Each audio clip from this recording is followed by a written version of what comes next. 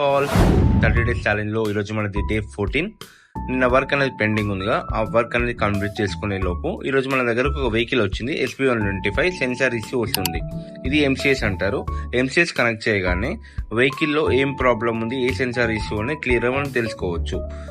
Connect చేసిన తర్వాత మనం ఫ్రేమ్ నెంబర్ ఇంకా రీడింగ్ అనేది ఎంటర్ చేయాలి. ఎంటర్ చేయగానే ఇవి ఈ వెహికల్కి ఉన్న ప్రాబ్లమ్స్ అనమాట.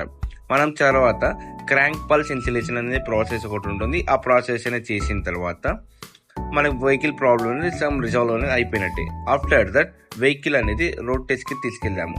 రోడ్ టెస్ట్కి తీసుకెళ్ళిన తర్వాత ప్రాబ్లమ్ అనేది సాల్వ్ అయింది, కాకపోతే ఆర్పిఎం తక్కువ ఉంది. ఇది మన టాకోమీటర్ ఏంటంటే వెహికల్ ఆర్పిఎం ఎంత ఉందని చెక్ చేసుకోవచ్చు.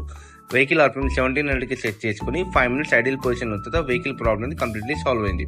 కమింగ్ అప్ డేస్లో ఏ వెహికల్ ప్రాబ్లమ్ ఎలా రిజాల్వ్ చేసుకోవాలని మీకు చెప్తాను. Thank you for watching. నన్ను ఫాలో చేసుకోవడం మర్చిపోకండి. Love you all. బాయ్.